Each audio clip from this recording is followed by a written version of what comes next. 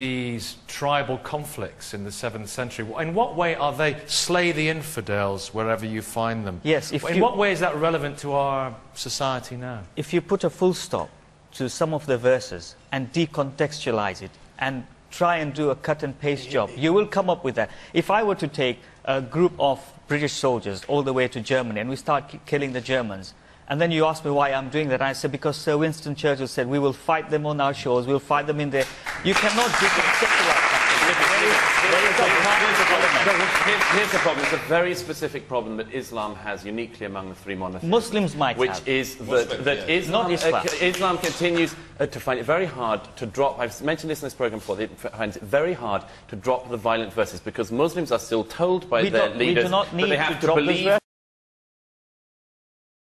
that the Quran itself was dictated direct to Muhammad, therefore you can't drop the verses and so on. Now, Christians and Jews have managed to get around this. When they have a violent verse in their scriptures, they say, well, yes, but it's all open to interpretation. The problem for Muslims is that still in the mainstream, in mainstream scholarship, mainstream Islam, if you say that verse in the Quran is there, I admit it's there, but it's rubbish, I'm not going to believe it, I'll throw that one out, you're declared an apostate by your fellow Muslims. Christina. And rightly so. Christina, 1 second, Christina.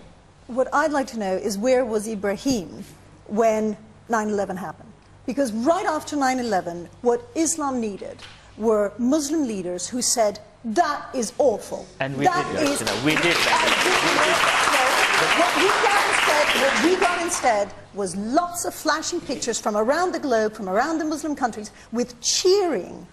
And there were some doctored pictures as well. There was doctored footage. Ibrahim, but we were the first. The Muslim Council of Britain was the very first to go on air publicly with no ifs, no buts to condemn that violence of this nature has no place in Is there a problem in the faith? Clearly there is. I mean, firstly, Clearly there is. There's a particular problem for Islamic extremism. Firstly, I don't think it's fair to say that just because it's more newsworthy to show extremism that there weren't moderate Muslims, many of them condemning what happened and continue to condemn what happens. Secondly, none of this is an excuse for the English Defence League or whatever they call themselves with their rampant racism and Islamophobia. But whatever the various scriptures say, there's a particular problem clearly with Islamic extremism. Christian extremism at its worst, and it can be pretty bad, is very homophobic and you see like the religious right.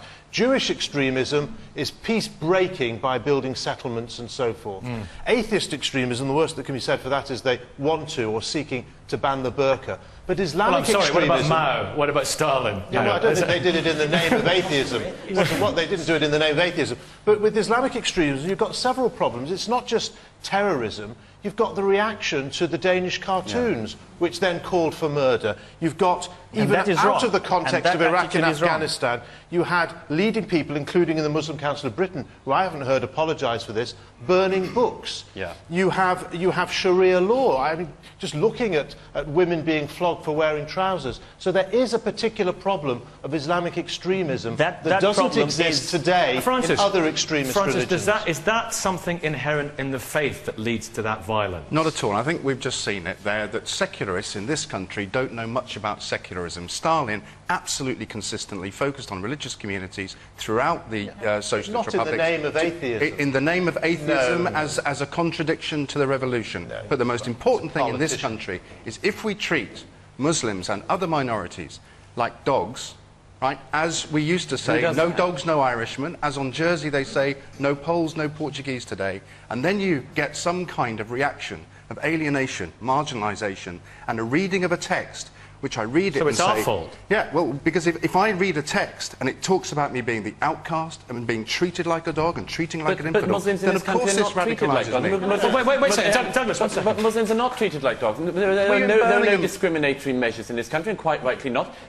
Whatever you believe in your heart, whatever religion you want to believe in, I think they're ridiculous myself, but I think you can believe what you like, and no one's trying to stop you believing what you like. To pretend that Muslims are in any way sort of prejudiced against. But for those of us who are not Muslims, what we notice is too many Muslims, as has been mentioned already, who will riot in the streets and protest about somebody when they draw a cartoon of Muhammad, but when somebody called Muhammad Atta flies a plane into a tower and kills thousands of people, they remain silent.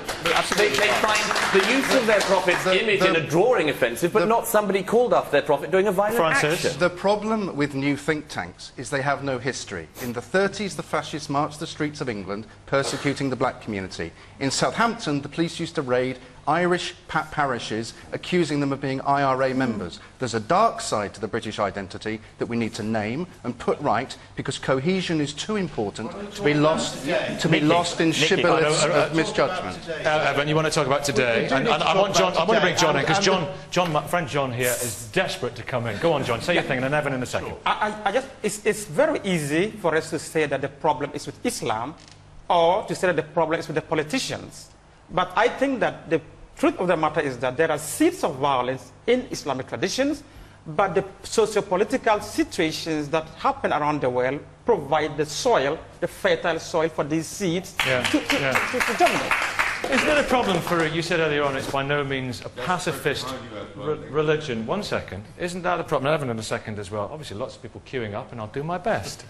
Is there a problem? You said it's not a pacifist religion, and Muhammad was a warrior, and it's very easy for some people to infer from that historical fact and infer from the word of God as passed down, as you believe, that they have a right to commit violent acts. No, I mean, although I said it's not a pacifist religion, everyone's heard the saying, when good people do nothing, evil flourishes. Everyone understands that. Everyone understands that conflict. You cannot just sit by and watch people do crazy things and do nothing about it. Now, people say, well, Muslims got nothing to be worried about in this country. Douglas said it, you know, we're not being discriminatory.